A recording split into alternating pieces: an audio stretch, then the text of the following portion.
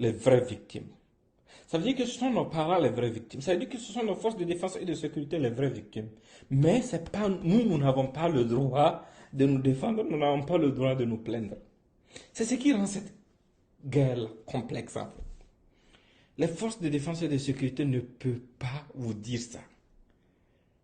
Mais c'est ça qui rend la guerre vraiment complexe. Il y a quelqu'un qui se lève pour dire que si eux, ils ne se lèvent pas en tant que peuple, ce que les Songhai veulent, là, ça va se réaliser sur eux. Qu'est-ce que ça sous-entend? Et ils ont, un individu, j'ai aussi son numéro de téléphone, a osé aller partager ça dans un groupe.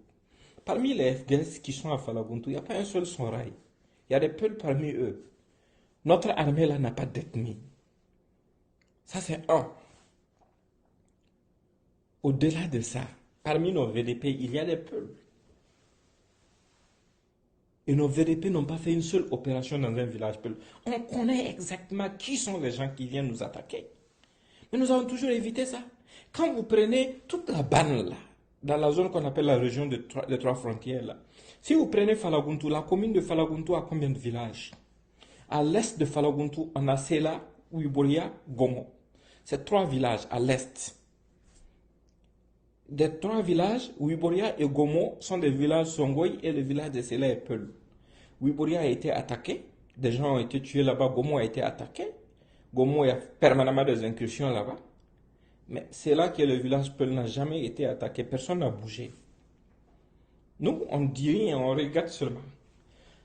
Quand vous regardez à l'est de Falaguntu, il y a quel village là-bas? Il y a Fete Barabe Seno, il y a Gourara, il y a Gulguntu.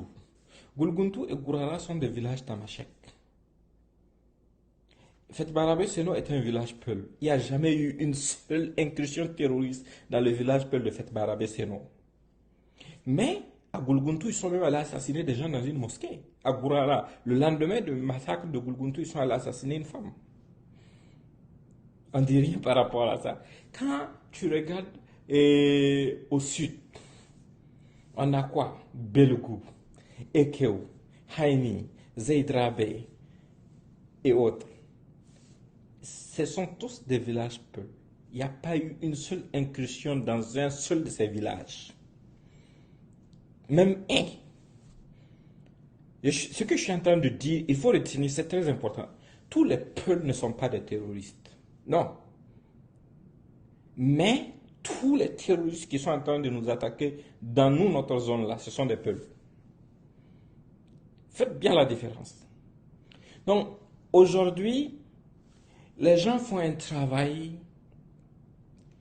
bizarre pour pouvoir continuer d'opérer en toute impunité. Donc, pour eux, appartenir à une ethnie doit devenir un laissez-passer pour poser l'acte qu'on veut sans aucune conséquence. Parce que les gens sont tellement organisés que dès qu'on arrête quelqu'un là-bas, ça crie partout. Il y a des associations même pour ça. Mais il n'y a pas d'association pour dénoncer les violences faites sur les populations par les terroristes. Dès qu'il y a une situation, ils ne connaissent même pas la personne, ils ne connaissent pas les tenants et les aboutissants de l'histoire, des gens se lèvent à droite et à gauche, commencent à crier. Quand nous autres, on veut dénoncer, les gens ont tellement transformé les choses, ils disent que tu es contre la communauté. Moi, je vais être contre la communauté pour quelle raison? Je vais être contre la communauté pourquoi? Et c'est cette manipulation qui est utilisée même sur Facebook. Faites la remarque. Hein. Quand on aborde ce genre de sujet, les gens qui ont venu insulter là, ils partagent quelque chose en commun. Ça, c'est vraiment lâche et irresponsable. Si on veut s'en sortir dans cette guerre-là, si on veut s'en sortir dans cette situation, on doit pouvoir avoir le courage de se dire la vérité. Être peul ou d'une autre ethnie ne peut pas être un passeport pour être impuni. Être peul ou être quelqu'un d'une autre ethnie ne peut pas être un passeport pour rendre quelqu'un imperméable aux arrestations et aux interpellations de nos forces de l'ordre. Non. Dès qu'on arrête quelqu'un, vous criez partout, on l'a enlevé, on l'a enlevé. Vous connaissez la personne? Mais quand des gens viennent à visage découvert, moi-même souvent je vois des gens que je reconnais. Quand je vois les images des terroristes. Quand on voit des gens qui viennent à visage découvert, là, massacrer nos populations, on sait exactement qui ils sont. Mais personne n'assume, personne n'affirme qu'il le connaît. Personne ne fait une communication dans ce sens-là. Donc, tout ça, là, les gens le font volontairement pour rendre compliqué l'intervention de nos forces de l'ordre. C'est là-bas où ça coince. Des gens envoient des femmes et des enfants sur la route espionner. Des chefs terroristes et des groupes terroristes même voyagent de village en village avec toutes leurs familles, femmes et enfants. Dans ça, là, les gens vont intervenir quoi? Et quand les gens commencent à intervenir, dès qu'il y a un mort, automatiquement, si c'est une femme ou un enfant, ils prennent les images et mettent partout. Parfois, ce sont des femmes qui partent poser des mines sur les routes. Ce sont des femmes qui partent poser des mines. Dites-moi, non, ce sont des femmes et des enfants qui ont été tués. Vous pensez que nos forces de défense et de sécurité là, ils partent sur le terrain pour tuer les gens par plaisir, sans distinction? Vous pensez que si c'était une ethnie que ces gens étaient en train de cibler là, on allait en arriver là? C'est lâche de vouloir se cacher derrière une ethnie pour pouvoir perpétrer des atrocités. Les gens ne sont pas des animaux. On ne va pas continuer éternellement d'accepter ça. Vous ne pouvez pas, des gens ne peuvent pas endeuiller nos familles et encore se permettre de se cacher derrière une ethnie pour dire quoi. Nous, on a dit aux gens de ne pas mettre l'ethnie en avant, même si on sait que ceux qui nous attaquent là sont majoritairement de telle ethnie. Pour ne pas dire essentiellement de telle ethnie.